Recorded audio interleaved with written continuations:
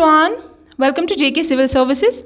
जैसे कि आप सब लोगों को पता है, हमारी JNK इकोनॉमी की सीरीज़ चल रही है। हम ऑलरेडी इस पे 2 लेक्चर्स कर चुके हैं। ठीक है, ये हमारा 3rd लेक्चर होने वाला है। एंड पिछले लेक्चर में हम लोगों ने क्या डिस्कस किया था? हमने इंडियन इकोनॉमी की जो है 1991 और उसके बिफोर क्या सिनेरियो था, थोड़ा सा हमने इसके बारे में इंट्रोडक्शन किया था। हमने NEP के बारे में डिस्कस किया था, न्यू इकोनॉमिक पॉलिसी, जो कि 1991 में इंट्रोड्यूस हुई थी, जिसको हम शॉर्ट फॉर्म में LPG कहते हैं। ये भी हमने डिस्कस किया था। लिबरलाइजेशन, प्राइवेटाइजेशन एंड ग्लोबलाइजेशन, उसके बारे में हमने उसके बाद हमने 1991 को JNK के साथ रिलेट करके पढ़ा था। ठीक है, JNK में उस टाइम पे इकोनॉमी अच्छी नहीं थी। फिर हमने GSDP मतलब स्टेट का GDP डिस्कस किया था 1995 में, 2018-19 में एंड 2021-22 में। उसके बाद हमने क्या किया था? उसके बाद हमने एनुअल बजट डिस्कस किया था। JNK को कितना मिला था? JNK को मैं बता चुकी हूँ आपको कितना मिला था। और टोटल जो इंडिया का था दैट वाज 30.42 लाख करोड़, इतना जो है वो इंडिया का बजट था। ठीक है, उसमें से जो है 1,08,621 करोड़ जो है वो किसको मिले थे? वो JNK को मिले थे। ये अप्रॉक्सीमेट वैल्यू थी, आप देख लेना, एक बार चेक कर लेना। तो इसके बारे में हम लोग डिस्कस कर चुके हैं। ठीक है, और फिर हमने क्या किया था? हमने सेक्टर्स पढ़े थे इकोनॉमी के, जो 3 होते हैं, जैसे agricultural, manufacturing and service sector. ठीक है, इनको किस किस नाम से बोला जाता है वो मैं आपको करा चुकी हूँ। ठीक है, तो चलिए आगे चलते हैं। देखिए, अगर एग्रीकल्चरल सेक्टर की बात करी जाए, मैं आपको बता चुकी हूँ कि इसमें हम लोग मेनली नेचुरल रिसोर्सेज और रॉ मटेरियल्स की बात करते हैं। और इसका कंट्रीब्यूशन अगर JNK की GDP पे देखा जाए तो इट इज़ ओनली 19%। 19% जो है GDP में कंट्रीब्यूशन है, SGDP में कंट्रीब्यूशन है किसका? प्राइमरी सेक्टर का। ठीक है, प्राइमरी सेक्टर का सिर्फ और सिर्फ 19% कंट्रीब्यूशन है स्टेट GDP में, JNK की GDP में। ठीक है, उसके बाद अगर हम लोग सेकेंडरी सेक्टर की बात करें, मींस मैन्युफैक्चरिंग सेक्टर की बात करें, तो इसका जो कंट्रीब्यूशन है दैट इज़ 22%। ठीक है, 22% इसका कंट्रीब्यूशन है किसमें? SGDP में। ठीक है, उसके बाद अगर हम सर्विस सेक्टर की बात करें, मींस टर्शरी सेक्टर की बात करें, जिसको हम वाइट कॉलर के नाम से भी जानते हैं, तो उसका कंट्रीब्यूशन जो है दैट इज़ 57%। 57% है इसका कंट्रीब्यूशन। ठीक है, GDP में, GDP की बात करें। ठीक है, किसकी GDP? UT JNK की GDP में। आई होप ये 3 चीज़ें क्लियर हो गई होंगी। मींस जो प्राइमरी सेक्टर है उसका 19% कंट्रीब्यूशन है GDP में, 22% सेकेंडरी सेक्टर का है एंड टर्शरी सेक्टर का इज़ 57%। ठीक है, GDP का टोटल कंट्रीब्यूशन। अगर 100% GDP है इसकी हमारी, अगर 100% GDP UT का कंसिडर करें, इसमें से 19% प्राइमरी सेक्टर, 20% सेकेंडरी सेक्टर, 57% जो है दैट इज़ टर्शरी सेक्टर का। ठीक है, आई होप ये 3 चीज़ें आपको क्लियर हो गई होंगी। चलिए आगे चलते हैं। देखिए, अगर एग्रीकल्चरल सेक्टर की बात करें तो अब अगर GSDP की बात करें, ठीक है, सिर्फ 19% इसका कंट्रीब्यूशन है, बट इसका जो एम्प्लॉयमेंट में कंट्रीब्यूशन है, एम्प्लॉयमेंट में अगर एम्प्लॉयमेंट की बात करें UT की, तो 70% ऑफ द पॉपुलेशन जो है, UT की 70% ऑफ द पॉपुलेशन जो है वो किस पे डिपेंडेंट है? वो प्राइमरी सेक्टर पे डिपेंडेंट है, यानी कि एग्रीकल्चरल सेक्टर पे डिपेंडेंट है। किसके लिए? एम्प्लॉयमेंट के लिए। तो means 70% of the population of JNK is dependent on primary sector for किसके लिए? एम्प्लॉयमेंट के लिए। बट अगर GDP में देखें तो ये सिर्फ 19% कॉन्ट्रीब्यूट करता है। ठीक है, आप देखिए सेकेंडरी सेक्टर की बात करते हैं। जो सेकेंडरी सेक्टर है, सेकेंडरी सेक्टर की अगर बात करें और प्राइमरी सेक्टर की अगर बात करें, तो इनका जो वेरिएशन रहता है GDP के कंट्रीब्यूशन में, वो 20 से लेकर 25 के बीच में रहता है। ठीक है, 20 से लेकर 25% रहता है। ये 25 से ऊपर नहीं जाता, नीचे जा सकता है लेकिन 25 से ऊपर नहीं जाता। मेनली जो इसकी रेंज रहती है ये 20 से 25% जो है कंट्रीब्यूट करते हैं किसमें? JNK की GDP में। तो इसलिए हम इसको या तो स्टेबल कहते हैं या तो डिक्लाइनिंग कहते हैं। ठीक है, मीन्स या तो ये स्टेबल ट्रेंड शो करता है या तो डिक्लाइनिंग ट्रेंड शो करता है। मीन्स या तो ये सिर्फ इतना ही रहेगा, या तो 19% हमेशा रहेगा, या 20% हमेशा, या 21, 22, 23 जा सकता है, इससे 25 से ज़्यादा नहीं जाता। इसलिए हम बोलते हैं इट शोज स्टेबल और डिक्लाइनिंग ट्रेंड। ठीक है, या तो कम ही कॉन्ट्रीब्यूशन कर सकता है GDP में, लेकिन ज़्यादा नहीं करता, 25 से ज़्यादा नहीं करता। ठीक है, अब देखिए, अब अगर टर्शरी की बात करी जाए, टर्शरी जो है हमने क्या कहा था? 57% जो है ये किस में कॉन्ट्रीब्यूट करता है? GDP में, लेकिन ये एम्प्लॉयमेंट में बहुत कम कंट्रीब्यूट करता है। ठीक है, मींस जो JNK की पॉपुलेशन है उसको ज़्यादातर, ये जो सर्विस सेक्टर है वो ज़्यादा लोगों को एम्प्लॉयमेंट नहीं देता। ज़्यादा लोगों को कौन एम्प्लॉयमेंट देता है? Agricultural sector. बट जीडीपी में ये ज़्यादा कंट्रीब्यूट कर रहा है, कौन? Service sector. ठीक है, अब ये जो है ये हमेशा अपवर्ड ट्रेंड शो करता है। कैसे? देखिए, ये 50 से लेकर 60% तक इसका कॉन्ट्रीब्यूशन रहता है जीडीपी में। ठीक है, 50 होगा, कभी 57 होगा, कभी 55 होगा, ऊपर जा सकता है, लेकिन 50 के नीचे इसका कॉन्ट्रीब्यूशन नहीं होगा। इसलिए हम क्या कहते हैं? It always shows an upward trend. ठीक है, ये अपवर्ड ट्रेंड शो करता है स्टेट जीडीपी की कंट्रीब्यूशन में। ठीक है, आई होप ये 3 चीज़ें क्लियर हो गई होंगी। चलिए आगे चलते हैं। आगे हम लोग क्या पढ़ने वाले हैं? Agricultural sector. क्योंकि एग्रीकल्चरल सेक्टर में जो है काफ़ी ऐसी चीज़ें आती हैं जो कंट्रीब्यूट करती है जीडीपी में, तो हम उनको एक बार डिस्कस करने वाले हैं कि कौन कौन सी चीज़ें एग्रीकल्चरल सेक्टर में कंट्रीब्यूट करती हैं जीडीपी को। ठीक है, चलिए आगे चलते हैं। देखिए, जस्ट वेट। हाँ, देखिए, अब अगर एग्रीकल्चरल सेक्टर की बात करें, ये मैं आपको बता चुकी हूँ दैट 70% ऑफ द पॉपुलेशन जो है किसकी? जे एंड के की 70% ऑफ द पॉपुलेशन जो है that depends on it for employment. किस पे डिपेंड करती है? एग्रीकल्चरल सेक्टर पे। किसके लिए? एम्प्लॉयमेंट के लिए। कितनी परसेंट? 70% of population. ठीक है, बट ये जीडीपी को कितना कंट्रीब्यूट करता है? सिर्फ 19%। ठीक, अब देखिए, अब रीजंस क्या है? ये जीडीपी को कम क्यों कंट्रीब्यूट कर रहा है? ठीक है, अगर ये इतने सारे लोगों को एम्प्लॉयमेंट दे रहा है, 70% पॉपुलेशन को अगर ये एम्प्लॉयमेंट दे रहा है, तो ये सिर्फ 19% क्यों कंट्रीब्यूट करता है जीडीपी में? ठीक है, देखिए रीज़न क्या है? एग्रीकल्चरल यील्ड और प्रोड्यूस इज़ वेरी लो। ठीक है, देखिए क्या होता है, जो एग्रीकल्चरल सेक्टर होता है ना, अगर हम जे की बात करें तो हमारे पास इक्विपमेंट्स की बात अगर करें, या फर्टिलाइज़र्स की बात करें, या अगर हम HYV सीड्स की बात करें। HYV सीड्स क्या होते हैं? High yield variety. ठीक है, हाई यील्ड वैरायटी, ये कुछ ऐसे सीड्स होते हैं जिनकी क्वालिटी बहुत अच्छी होती है। मींस जब इन सीड्स को हम लगाते हैं, इनसे जो प्लांट्स ग्रो करते हैं, वो प्लांट्स जो है वो बहुत ही न्यूट्रिशियस होते हैं, बहुत ही अच्छे होते हैं, और वो ज़्यादा दाम में भी बिकते हैं। बट हमारे पास ये सीड्स हैं ही नहीं। अगर हमारे पास ये सीड्स होते तो हम इसका जो भी फल होता या इसका जो भी यील्ड होता है वो हम ज़्यादा पैसों में बेचते तो हमारे पास पैसा ज़्यादा आता है, लेकिन हमारे पास ये है ही नहीं। दूसरी चीज़, फर्टिलाइज़र्स हमारे पास इतने अच्छे नहीं है कि हम यूज़ कर सके जिनकी यील्ड हमारे लिए इंक्रीज़ हो सके। ठीक है, इक्विपमेंट्स हमारे पास इतने नहीं हैं। हम लोग मेनली मैन पावर यूज़ करते हैं। ठीक है, मैन पावर हम लोग एग्रीकल्चर में यूज़ करते हैं, और अगर आप मैन पावर्स को मशीन्स के साथ कंपेयर करो तो ऑब्वियसली ज़्यादा यील्ड जल्दी, कम टाइम में ज़्यादा यील्ड कौन देगा? हमें मशीन्स देंगे ना, क्योंकि मशीन्स बहुत फास्ट काम करते हैं।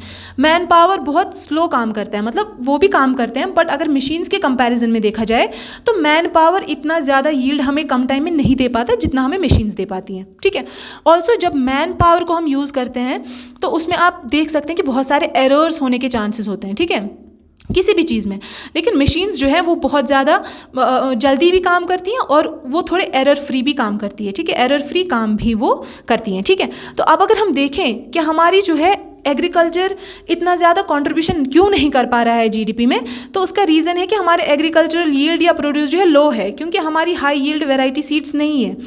ठीक है, या हमारे पास मशीन्स नहीं है जो हमें ज़्यादा से ज़्यादा यील्ड जो है निकाल के दे, इन जो भी हमारे प्लांट्स हैं या क्रॉप्स हैं उनसे हमें ज़्यादा से ज़्यादा यील्ड्स कम टाइम में निकाल के दे, वो भी हमारे पास नहीं है। हमारे पास हाई यील्ड वैरायटी सीड्स भी नहीं है, लैक ऑफ टेक्नोलॉजी, मशीन्स भी हमारे पास नहीं है, तो हम क्या करें? ठीक है, तो इसलिए जीडीपी में कॉन्ट्रीब्यूशन जो है कम है, किसका? एग्रीकल्चर का। ठीक, अब अगर हम J&K की बात करें, ठीक है, तो J&K में कौन कौन से क्रॉप्स, मेनली कौन कौन से क्रॉप्स ग्रो किए जाते हैं? वैसे तो बहुत सारे क्रॉप्स ग्रो किए जाते हैं, बट मेनली जो मेजर क्रॉप्स हैं, अगर जम्मू की बात करूं तो इसमें वीट और मेज़ जो है वो ज़्यादा ग्रो होता है, मोस्टली वीट और मेज़। अब अगर कश्मीर की बात करूं तो यहाँ पे पैडी यानी कि राइस, ठीक है, और मेज़ और वीट ग्रो होता है। ठीक है, अब अगर राइस की बात करें तो राइस क्या है? वो स्टेपल फूड है, किसका? कश्मीर का। ठीक है, राइस जो है वो स्टेपल मीन्स यहाँ पे हर कोई इंसान जो है वो क्या खाता है? वो राइस खाता है। ठीक है, वो राइस खाता है, तो ये स्टेपल फूड है किसका? कश्मीर का। आई होप ये चीज़ें क्लियर हो गई होंगी।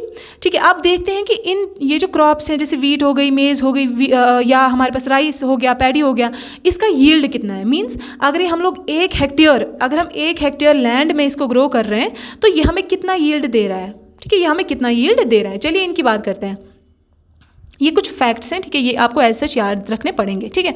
अब देखिए yielding rate of principal agricultural crops. Principal agricultural crops Jammu में बता चुकी हूँ व्हीट और मेज़ है, कश्मीर में बता चुकी हूँ राइस, व्हीट एंड मेज़ है, ठीक है, ये जम्मू में है। अब देखिए इनका यील्ड कितना है। अगर वीट की बात करूँ तो that is 3216 kg per hectare, ठीक है। यील्ड वीट का यील्ड कितना है 3216 kg per hectare. 1 hectare land से हमें कितना ज़्यादा वीट मिल रहा है 3216 kg, ठीक है, ऑलमोस्ट 3000 kg, ठीक है, 3000 kg ऑलमोस्ट हमें वीट मिल रहा है 1 हेक्टेयर लैंड से। फिर अगर राइस की बात करें तो ऑलमोस्ट 2500 जो है 2500 किलो राइस हमें मिल रहा है कहाँ से 1 हेक्टेयर लैंड से, ये यील्ड है। और मेज़ की बात करें तो इसका भी 2509 मीन्स 2509 kg हमें मिल रहा है 1 हेक्टेयर लैंड से, ठीक है। ये थी हमारी यील्डिंग रेट्स किनकी, प्रिंसिपल क्रॉप्स की। चलिए अभी आगे चलते हैं। अब एग्रीकल्चर में जैसे आपको मैं बता चुकी हूँ, क्योंकि एग्रीकल्चर में काफ़ी ऐसी चीज़ें हैं जो किसके लिए मतलब जो जीडीपी को बढ़ाती हैं, ठीक है। एग्रीकल्चर में काफ़ी ऐसी चीज़ें हैं जो जीडीपी को बढ़ाते हैं। एग्रीकल्चर में हमारे पास हॉर्टिकल्चर आता है, ठीक है, हमारे पास फ्लोरिकल्चर आता है, हमारे पास सेरिकल्चर आता है, हमारे पास लाइव स्टॉक आता है। ये सारी चीज़ें जो ये एग्रीकल्चरल सेक्टर में आती हैं, ये एग्रीकल्चरल सेक्टर में आती हैं और इनका कंट्रीब्यूशन जो है अलग अलग से है जीडीपी के लिए, ठीक है। इनका कंट्रीब्यूशन जीडीपी में अलग अलग से है, इसलिए हम लोगों को ये अलग अलग से पढ़ना पड़ेगा, ठीक है। चलिए चलते हैं आगे। देखिए पहले बात करते हैं हॉर्टिकल्चर की। हॉर्टी का मतलब क्या होता है, fruits and vegetables, okay, fruits and vegetables. जब हम इनकी कल्टिवेशन करते हैं उसको बोलते हैं कल्टीवेशन, यानी कि कल्चर। जब हम इनकी कल्टीवेशन करते हैं किनकी, फ्रूट्स एंड वेजिटेबल्स की, उसको बोलते हैं हम हॉर्टिकल्चर, ठीक है। ये आपको कहीं पे पूछा भी जाता है एमसीक्यू में कि culture of fruits and vegetables is called horticulture, या इनडायरेक्टली भी आपको हॉर्टिकल्चर पे क्वेश्चन पूछा जा सकता है, ठीक है। वो मैं आपको सारे एमसीक्यूज में कराऊंगी, फिर आपको समझ आ जाएगा कि क्वेश्चन कैसे पूछे जा सकते हैं इंडियन JNK इकोनॉमी से, ठीक है। अब देखिए हॉर्टिकल्चर की बात करें तो हमने कहा कि फ्रूट्स एंड वेजिटेबल्स का कल्चर जो होता है, ग्रोथ जो होती है, उसको हम बोलते हैं हॉर्टिकल्चर। अब सैफरॉन की बात अगर करूं, सैफरॉन, ठीक है, अगर सैफरॉन की बात करूं तो सैफरॉन एक स्पाइस काउंट होता है, ठीक है, एक स्पाइस काउंट होता है। जब हम इसको कश्मीरी कहवा में डालते हैं, कहवा में डालते हैं, या अगर आप इसको सिंपल पानी में भी डालो, ठीक है, जो जम्मू के जिनको नहीं पता, अगर आप इसको सिंपल वाटर में भी उबालो ना, किसको, सैफरॉन को, अगर आप इसको सिंपल वाटर में भी उबालो तो वाटर जो है वो ऑरेंज कलर का हो जाता है, वाटर जो है वो ऑरेंज कलर का हो जाता है, ठीक है। अब सैफरॉन की वजह से वाटर ऑरेंज कलर कैसे हो वो हम पढ़ेंगे, ठीक है। इसलिए जो सैफरॉन जो कहवा होता है ना, इसको हम कोंग कहवा बोलते हैं, इसको कश्मीरी में सैफरॉन को कोंग बोलते हैं। तो कोंग कहवा जो होता है वो बहुत फेमस होता है, एक कश्मीर का बहुत ज़्यादा फेमस होता है, ठीक है। तो चलिए आगे चलते हैं। अब सैफरॉन जो है वो भी एक स्पाइस ही है, ठीक है, तो वो भी हॉर्टिकल्चर में काउंट होता है। सैफरॉन का दूसरा नाम है ज़ाफ़रान, ठीक है, इसको ज़ाफ़रान भी कहीं कहीं पे मेंशन किया होता है। अब ये सैफरॉन कहाँ से मिलता है, ये हमें देखिए, सैफरॉन जो ना ये एक प्लांट होता है जिसका नाम होता है क्रोकस सटाइवस, ये साइंटिफिक नेम है। अब देखिए, अब हो सकता है आपको सैफरॉन के रिलेटेड ही क्वेश्चन पूछा हो, लेकिन वहाँ पे पूछा हो क्रोकस सटाइवस, बताइए क्रोकस सटाइवस जो है वो कहाँ पे मिलता है, ठीक है, कौन सी डिस्ट्रिक्ट में मिलता है। आपको पुलवामा दिया जा सकता है, आपको बांडीपोरा दिया जा सकता है, ठीक है, या आपको अनंतनाग दिया जा सकता है, ठीक है, आपको रामबन दिया जा सकता है, ठीक है। आपको पूछा जा सकता है कि बताइए क्रोकस सटाइवस कौन से डिस्ट्रिक्ट में मिलता है, तो आपको क्या टिक करना है, पुलवामा, ठीक है। पुलवामा डिस्ट्रिक्ट में पाम्पोर एक जगह है जहाँ पे ये सैफरॉन कल्टिवेशन होती है, ठीक है। तो क्रोकस सटाइवस जब तक आपको पता नहीं होगा क्रोकस सटाइवस किसको बोलते हैं, आप इस क्वेश्चन को आंसर नहीं कर सकते, ठीक है। तो इसलिए आपको याद रखना है कि जो सैफरॉन होता है उसका scientific name is crocus sativus, ठीक है। इस टर्म को याद कैसे रखना है वो भी मैं आपको बताऊंगी। देखिए, जो सैफरॉन है, आपको मैंने बताया कि सैफरॉन को जब वाटर में डालते हैं तो वाटर ऑरेंज हो जाता है। ये ऑरेंज जो होता है किसकी वजह से होता है, एक क्रोसीन नाम का एक सब्सटेंस होता है, ठीक है, क्रोसीन नाम का एक सब्सटेंस होता है जो ऑरेंज कलर देता है पानी को। ये क्रोसीन किस में प्रेजेंट होता है, सैफरॉन में, ठीक है। सैफरॉन में क्रोसीन प्रेजेंट होता है, ये ऑरेंज कलर देता है पानी को जब हम उस पानी में सैफरॉन डालते हैं, ठीक है। तो क्रोकस सटाइवस आप कैसे याद रख लें, क्रोकस मीन्स क्रोसीन, ठीक है, क्रोकस मीन्स क्रोसीन, और क्रोसीन ऑरेंज कलर देता था किसको, पानी को, जब उसमें सैफरॉन डालते थे।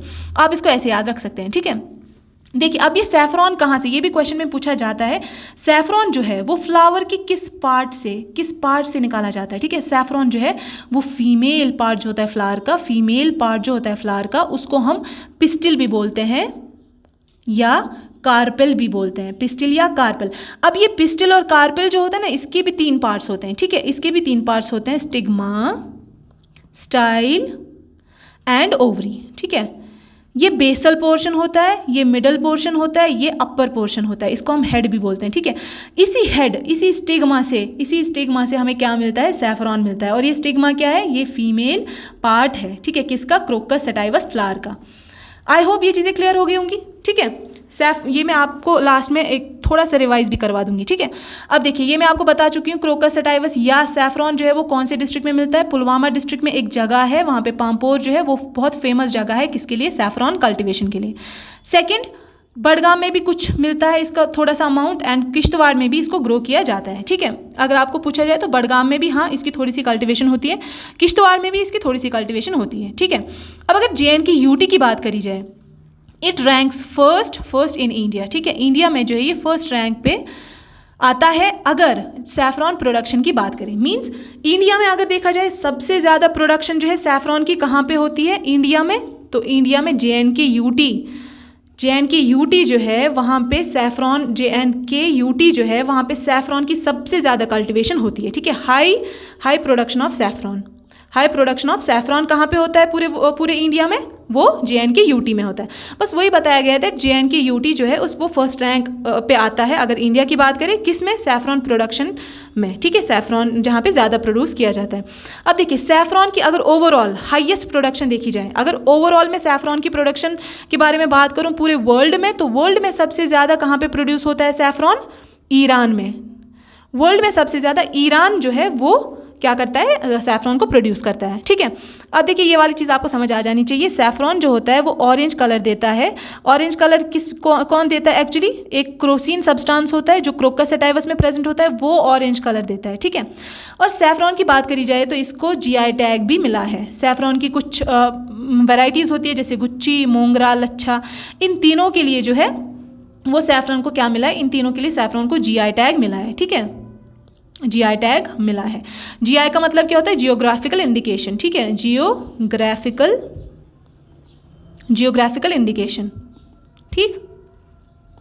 जियोग्राफिकल इंडिकेशन ये एक तरह का आपने पढ़ा होगा, ये होता है जैसे अगर आप पेटेंट वगैरह, अगर आप कोई चीज़, देखिए इसके बारे में थोड़ा सा इंट्रोडक्शन बता देती हूँ। अगर आप कोई चीज़ इन्वेंट करते हैं, if you are the first person to invent any process या कोई चीज़ या कोई फॉर्मूला, तो आप उसके लिए पेटेंट क्लेम कर सकते हैं। इस पेटेंट से क्या होता है, आपको ये ऑलमोस्ट 18 to 20 ईयर्स के लिए मिलता है। आप ये पेटेंट क्लेम कर सकते हैं, ठीक है। 18 to 20 ईयर्स इसका लाइफ टाइम होता है। मीन्स अगर आप आज पेटेंट लेते हैं 2022 में, तो इसमें 18 साल ऐड कर दीजिए, ठीक है। तो 2040 तक जो है आपका ये क्या रहेगा, वैलिड रहेगा, ठीक है। तो आपको फिर ये रिन्यू होता है आगे जाकर। इस पेटेंट से आपको क्या फ़ायदा मिलता है, अगर आपने कोई प्रोसेस या कोई फार्मूला इन्वेंट किया है, ठीक है, उसको कोई और चुरा नहीं सकता। अगर कोई और उसको यूज़ करता है तो वो आपको पैसे देता है, ठीक है, वो आपको मनी देता है यूज़ करने के, ठीक है। तो वैसे ही ज्योग्राफिकल इंडिकेशन जो है किसको मिला है, सैफरॉन को मिला है। और अभी सैफरॉन को कोई और जो है, अगर सैफरॉन को जो है कोई और इन्वेंट नहीं कर सकता, क्योंकि वो ऑलरेडी इन्वेंट हो चुका है, ठीक है। और उसको ज्योग्राफिकल इंडिकेशन भी मिला है, कहाँ पे, यहाँ पे हमारा जो है पामपोर का जो सैफरॉन है, ठीक है। तो उसको और कोई इन्वेंट अब नहीं कर सकता, वो उसके लिए अब अगर उसको यूज़ करना हो या उसका कुछ करना हो तो उसके लिए हमें मनी पे करना पड़ता है, ठीक है। तो ये आपको थोड़ा सा इंट्रोडक्शन दे रही थी मैं इसका, क्या कहते हैं इसको, सैफरॉन का, ठीक है। देखिए, वेट, एक टर्म आपको बताना चाहूँगी, IPR, ठीक है। ये जो मैंने पेटेंट की बात करी मुझे याद आया, मैंने सोचा बता देती हूँ आपको। इसको हम बोलते हैं इंटेलेक्चुअल प्रॉपर्टी राइट्स, ठीक है। इस इंटेलेक्चुअल प्रॉपर्टी राइट्स के अंदर आता है पेटेंट, ठीक है। इसके अंदर आता है पेटेंट, ठीक। ये आपको पता होना चाहिए, ठीक है। अगर आपके सिलेबस में नहीं भी है तो भी अभी आप एग्जाम्स की प्रिपरेशन कर रहे हैं तो आपको ये पता होना चाहिए, ठीक है। आपको ऐसे भी क्वेश्चन पूछा जा सकता है कि सैफरॉन के लिए GI इंडिकेशन जो है, ज्योग्राफिकल इंडिकेशन जो है वो क्यों मांगा जाता है, किस राइट के थ्रू मांगा जाता है, तो आप बोल सकते हैं IPR, इंटेलेक्चुअल प्रॉपर्टी राइट के थ्रू, ठीक है। आई होप ये चीज़ क्लियर हो गई होगी। चलिए आगे चलते हैं। देखिए, अब अगर JNK की फ्रूट्स की बात करी जाए, क्योंकि हॉर्टिकल्चर में हम लोग क्या पढ़ रहे थे, स्किप तो नहीं हो गया ना, मतलब हॉर्टिकल्चर भूल तो नहीं गया, हॉर्टिकल्चर की बात कर रहे थे हम लोग, फ्रूट्स एंड वेजिटेबल्स की बात कर रहे थे। वेजिटेबल्स में या फ्रूट्स में हमने क्या बात किया, पहले स्पाइस की बात की, वो स्पाइस में कौन था, सैफरॉन था। अब हम करेंगे फ्रूट्स की बात, ठीक है। फ्रूट्स में ऑब्वियसली ये जो स्पाइस है वो आपके वेजिटेबल में काउंट होता है, ठीक है। अब हमारे पास है फ्रूट्स जो है अगर कश्मीर की बात करें तो यहाँ पे वॉलनट, पियर, चेरी, ठीक है, ये सब जो है प्रोड्यूस होता ही होता है, ठीक है। और यहाँ पे जो मेन प्रोडक्शन होती है that is of Apple. Apple की बहुत प्रोडक्शन होती है कहाँ पे JNK में, ठीक है। JNK में एप्पल की प्रोडक्शन होती है। एंड अगर पूरे वर्ल्ड में 100% एप्पल प्रोड्यूस होते हैं, इसमें से जो 60% एप्पल है वो कहाँ से प्रोड्यूस होते हैं, JNK में, ठीक है। JNK में बहुत ज़्यादा प्रोडक्शन होती है एप्पल की, ठीक है। तो चलिए ये आपको याद रखना है। और बाकी फ्रूट्स जो है दैट इज़ वॉलनट, पियर और चेरी। आगे चलते हैं। देखिए मैंने आपको कहा था कि जो एग्रीकल्चर है उसमें काफ़ी सारे चीज़ें आती है जिनसे हमें हमारी जीडीपी बूस्टअप होती है। तो पहले हमने पढ़ा हॉर्टिकल्चर, ठीक है। अब हम पढ़ेंगे फ्लोरिकल्चर, ठीक है। चलिए फ्लोरिकल्चर को पढ़ते हैं। देखिए फ्लोरिकल्चर का मतलब होता है फ्लावर कल्टीवेशन, ठीक। जब हम फ्लावर्स को ग्रो करते हैं उसको बोलते हैं फ्लोरिकल्चर, ठीक है। अब देखिए फ्लोरिकल्चर में क्या क्या आता है, मुगल गार्डन्स, क्योंकि वहाँ पे फ्लावर्स होते हैं। टुलिप गार्डन आता है, ठीक है। टुलिप गार्डन अगर पूछा जाए कहाँ पे, तो that is in district Srinagar, ठीक है, श्रीनगर में है। और वो कौन से फुट हिल्स पे है, ज़बरवान माउंटेन्स के नीचे क्या आता है, टुलिप गार्डन आता है, ठीक है। ये भी क्वेश्चन पूछा जाता है, tulip garden is on the foot hills of which hill, ठीक है, विच माउंटेन। तो ये आ जाता है कि ज़बरवान इसका आंसर है, ठीक है। ऑल्सो ये भी पूछा जा सकता है कि टुलिप गार्डन जो है वो कौन से डिस्ट्रिक्ट में आता है, तो इसका आंसर विल बी श्रीनगर, ठीक है। और अब देख लीजिए टुलिप गार्डन में क्या है, टुलिप गार्डन जो है that is the largest garden in Asia, पूरे एशिया में, ठीक है। एशिया में जो है सबसे बड़ा गार्डन है, कौन सा गार्डन, टुलिप गार्डन। वो कहाँ पे है, श्रीनगर में। और श्रीनगर में कौन से माउंटेन्स के नीचे है, ज़बरवान माउंटेन्स के नीचे, ठीक है, ज़बरवान माउंटेन्स के नीचे। आई होप ये चीज़ क्लियर हो गई होगी, ये सारा फ्लोरिकल्चर में आएगा। अब देखिए एक इम्पॉर्टेंट पॉइंट यहाँ पे, ठीक।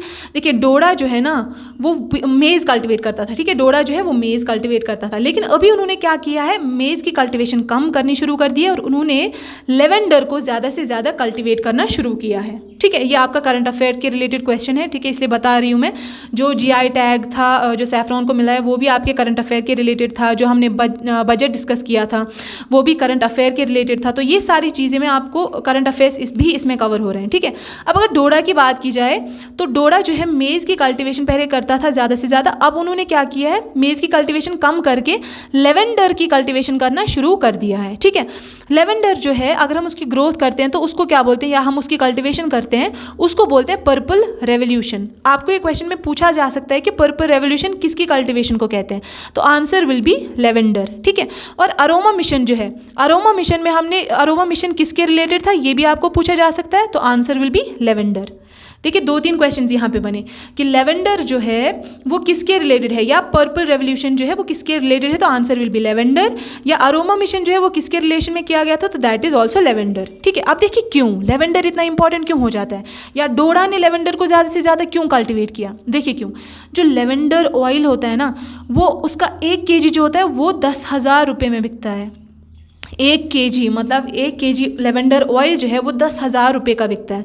तो अगर ये डोडा में प्रोड्यूस हो रहा है, डोडा हमारी यूटी में है, तो अगर ये JNK यूटी में बहुत ज़्यादा लेवेंडर प्रोड्यूस हो रहा है, अगर मान लीजिए 10 kg प्रोड्यूस हो रहा है, तो आप सोच लीजिए देखिए हमारे पास कितना 1 kg 10,000 का बिकता है, ठीक है, ठीक है। तो ये देखिए कितना ज़्यादा पैसा हमारे पास आ सकता है, ठीक है। तो इसलिए लेवेंडर को बेचने से या उसकी कल्टिवेशन करने से भी उसका जो ऑयल है जब हम उसको बेचते हैं तो उससे इकोनॉमी बूस्ट होती है, क्योंकि हम उसको प्रोड्यूस कर रहे हैं, हम उसको अच्छी क्वालिटी का होता है, हम उसको हाई रेट पे बेचते हैं, तो हमारी इकोनॉमी बूस्ट हो रही है, हमारी यूटी में इन फ्लो ऑफ मनी हो रहा है, ठीक है। इन फ्लो ऑफ मनी हो रहा है किसकी वजह से, लेवेंडर ऑयल की सेलिंग की वजह से, ठीक है, लेवेंडर ऑयल की सेलिंग की वजह से। आई होप ये चीज़ आपको क्लियर हो गई होगी। चलिए आगे चलते हैं। देखिए आगे है हमारे पास सेरीकल्चर, ठीक है। सेरीकल्चर का मतलब क्या होता है, जब हम सिल्क वर्म से क्या बनाते हैं, सिल्क बनाते हैं, उसको बोलते हैं सेरीकल्चर। इस प्रोसेस को बोलते हैं सेरीकल्चर। हमने कल्चर किनका किया, सिल्क वर्म्स का कल्चर किया, मीन्स सिल्क वर्म्स से हमने क्या बनाया, सिल्क बनाया, ठीक है। उसको बोलते हैं क्या, obtaining silk from silk worms is called as sericulture, ठीक है, सेरीकल्चर। अब देखिए ये जो सेरीकल्चर होता है ना, इसमें कुछ चीज़ें इंपॉर्टेंट होती हैं। क्या क्या चीज़ें देखिए सेरीकल्चर की अगर बात करूं तो सिल्क फ्रॉम सिल्क वॉर्म्स को ऑब्टेन करने से इस प्रोसेस को क्या बोलते हैं, this is called as sericulture. At the same time ये जो मलबरी ट्रीज होती हैं ये बहुत ज़्यादा इंपॉर्टेंट होती है सेरीकल्चर में। क्यों? देखिए जो सिल्क वॉर्म्स होते हैं ना, जो सिल्क वॉर्म्स होते हैं उनको खाने के लिए कुछ चाहिए होता है, वो किस पे फीड करते हैं, वो मलबरी, ठीक है, मलबरी ट्रीज़ जो होती हैं ना उनके जो लीव्स होते हैं उस पर वो फीड करते हैं, ठीक है। और मलबरी आपको पता है किसको बोलते हैं, मलबरी बोलते हैं तुल छो ना आसन, तुल उसको बोलते हैं मलबरी, ठीक है, तुलपन यू आसन छो, ठीक है। लीव्स जो होते हैं मलबरी ट्रीज़ के जो लीव्स होते हैं उसको हम बोलते हैं, ठीक है, उसको हम बोलते हैं ये तुल, ठीक है। एंड उस पर जो है सिल्क वॉर्म्स फीड करते हैं और जितना उनको खाना ज़्यादा मिलेगा वो उतना ही ज़्यादा सिल्क हमें देंगे, तो इसलिए मलबरी ट्रीज़ बहुत ज़्यादा इंपॉर्टेंट बन जाता है सेरीकल्चर में। अब जो ये मलबरी ट्री है, हो सकता है आपको क्वेश्चन में आ जाए कि कौन सा ट्री जो है that is important for sericulture, तो हो सकता है आपको मलबरी ट्री ऑप्शन में ना दिया हो, आपको मोरस अल्बा दिया हो, ये इसका साइंटिफिक नेम है, ठीक है। ये मलबरी ट्री का क्या है, साइंटिफिक नेम है, तो हो सकता है आपको मोरस अल्बा दिया ऑप्शन में, तो आपको साइंटिफिक नेम भी याद रखना है। सैफरॉन का साइंटिफिक नेम क्या था, सैफरॉन का नेम साइंटिफिक नेम क्या था, देखिए सैफरॉन से ऑरेंज कलर आता था, ऑरेंज कलर हमें किससे मिलता था, क्रोसिन से, ठीक है, क्रोसिन, ठीक है। और क्रोसिन इसलिए सैफरॉन का नाम क्या बनता है, क्रोकस सटाइवस, ठीक, क्रोकस सटाइवस, क्रोकस सटाइवस, ठीक है। आई होप ये आपको क्लियर हो गए होंगे, ठीक है। एंड मलबरी ट्री का नाम is, scientific name is Morris alba, ठीक है। चलिए आगे चलते हैं।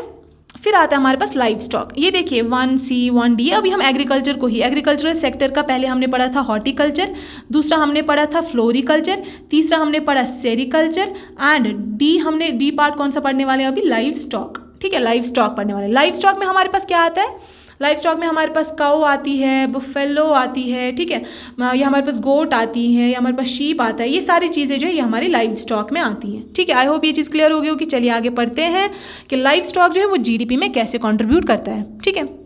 देखिए लाइव स्टॉक में हमारे पास कैटल आती है, कैटल जो है वो काऊ, उसमें काऊ भी एक चीज़ आती है, ठीक है, काऊ भी एक एनिमल है, तो उससे हमें मिल्क मिल रहा है, तो मिल्क को बेचने से हमारी इकोनॉमी बूस्ट हो रही है।